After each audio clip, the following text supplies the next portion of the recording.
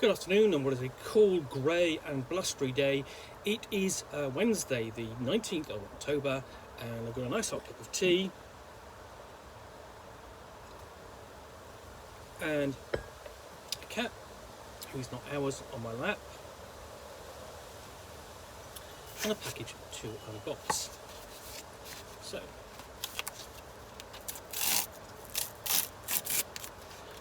and reaching in, what I have got is Wyrd Science, and this is Wyrd Science, the horror issue. This is issue number 3. From the dark gods of cosmic horror and the gothic spires of Ravenloft to the terrifying void of space and the dark folklore of Vaesen, this is the horror issue. And it comes out just in time for Halloween. Now, I've done unboxings and reviews of the previous 2 issues of Wyrd Science, and this is probably one of the most interesting gaming magazines published currently. It's certainly in general it's not for gaming, so it's not talking about any particular game in terms of stats or scenarios or support, but it's talking about games in general and gaming culture. So, and in particular with this issue, obviously horror. So we open up and we've got a decent range of contributors. So we've got first the unboxing, because you've always got to have an unboxing, and then we get into the contributors, including Sharon Apple Science. There's going to be a bit of history in here. Table of contents. So we've got a quick start section, main features, hit points, and Appendix M. And then we start off with actually talking about another project, which is Publishing Me Damn, the Merry Mushman, who will be behind the fanzine, or a very thick fanzine, Nook, which is the old school Renaissance magazine stroke fanzine, which brings together an awful lot of support for your old school Renaissance. So we've got a good article interview with them, and that will nicely complement, what you've got in terms of, the previous, the 3 issues of that out so far. Then Cast Pod, we've actually talked to the members of a podcast. In this case, it's the Vintage Podcast, which is talking about the previous bits of your games collection. Some of which you'll find that I do when I'm, do a past review of a book or game. And then we've got an interview with an artist for the latest fighting fantasy books. There are a couple out of those. I don't have them, but do want to have them, review those when I get hold of them.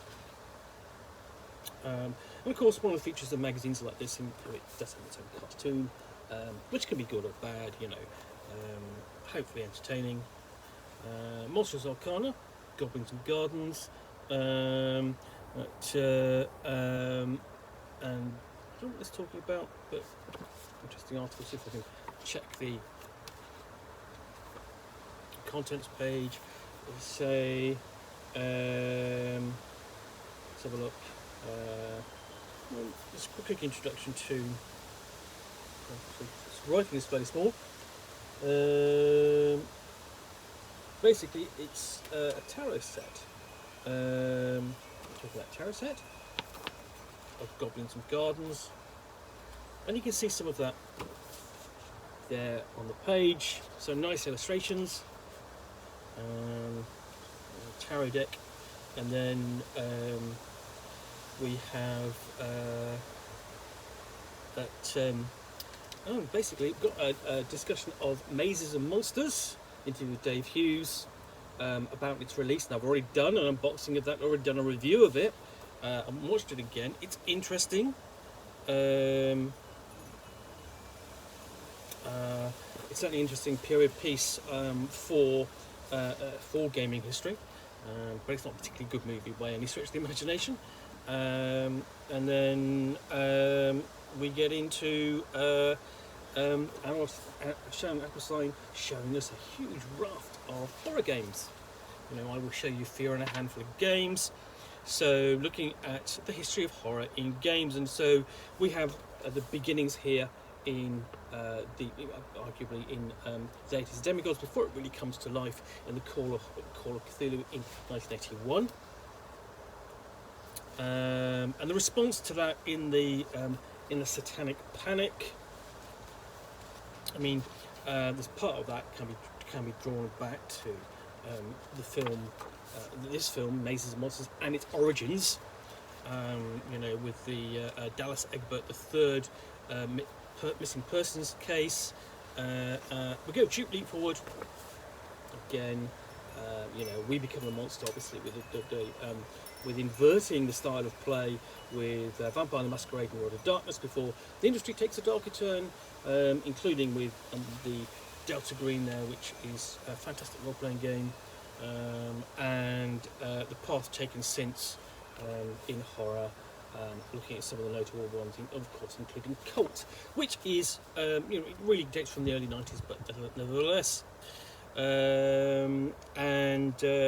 We have Wuthering Frights revisits Ravenloft, which remains a fantastic scenario even to this day. The Curse of Strahd, the Dungeons & Dragons 5th edition version, is still regarded as a very fine scenario. It's probably the best of the Dungeons & Dragons scenarios for 5th edition. So looking at the various locations, Borca, Dementlu, Falconia, it's set within the Ravenloft area, showcasing some of the artwork off the covers, which was terrific. And then we come to this Septic Isle, which obviously from the style of artwork is looking at Vaesen, and its new British supplement.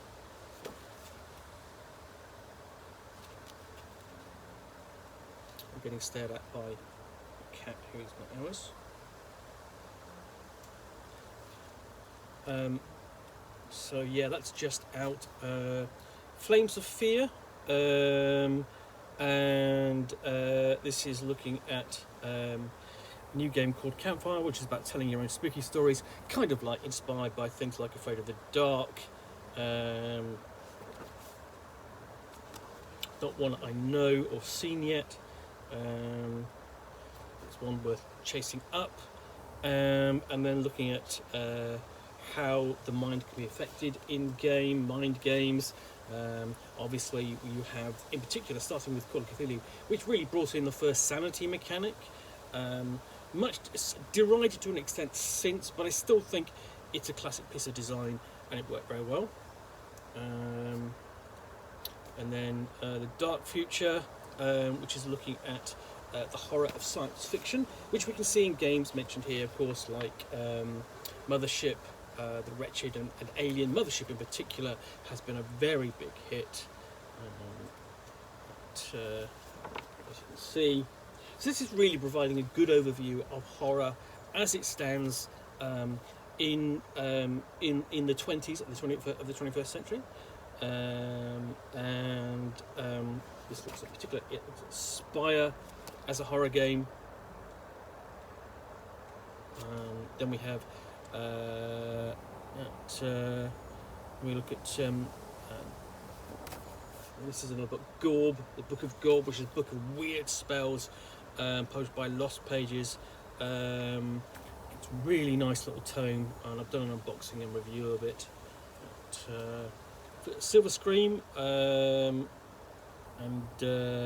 then essentially, which is about talking to the artist and designer Guillermo Gontijo, brings us Bloodlines, a solo RPG based on the gruesome Italian giallo movies of the 1960s. Now, I'm always interested in these, not necessarily, even though some of them lie outside outside of my, I'm not necessarily my comfort zone, but my enjoyment zone. I'm not a, I don't. Horror isn't my first choice of genre. I pick and choose what I like from there. And then we have Roll and Fright, which is looking at board games and horror, and seeing whether or not they can deliver the chills that the more personal involvement of role-playing games can deliver. And then we have a Field of Horror, which is a Napoleonic horror war game, designed by Joseph McCulloch, who most notably designed some games for Osprey. Frostgrave, I believe, is the most famous one he's known for. But here, talking about it, we've got some different monsters and shots. I'll just show you those. And these are, I mean, Frostgrave and its various iterations, its various, like the Ghost Archipelago, they're all really good miniature war games designed for a very accessible scale. And then Hit Points is looks at various other things in gives quick reviews. So we've got a couple of war games here: Slain, Kiss My Axe starter set.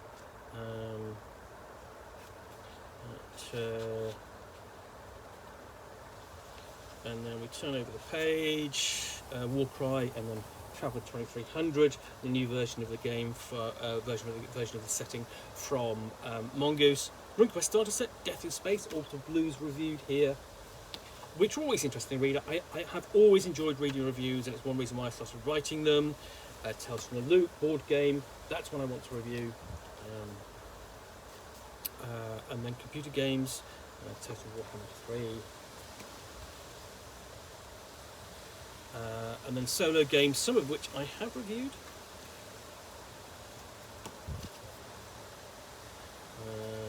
Non-fiction, I reviewed both of those. They look to be good media reviews. And then looking at Vampire Cinema, the first 100 years, a good overview of that. And then Appendix M, which is just catch up with various horror elements, brings the issue to a close. No gaming there whatsoever, but lots talking about lots of games, talking about games, discussing some of the ideas behind them, interviews and so on. And I think that's a good place. It's something that we kind of miss in the hobby. It's sort of like having a magazine discussing the hobby as such. But I'm sure this is going to be a good read. I look forward to actually giving it a proper review in due course. Anyway, in the meantime, I hope you've enjoyed this unboxing in the Nook. If you have, please do click on the like button down below. And of course, if you've got any comments or feedback, I do appreciate you taking the time to post those. And lastly, if you want to be alerted to yet more unboxing of the Nook, where you'll see me out here with a package containing a book or game, in this case a magazine, which I will talk about to the best extent of my knowledge for roughly 10 minutes or so, all of course accompanied by a nice hot cup of tea.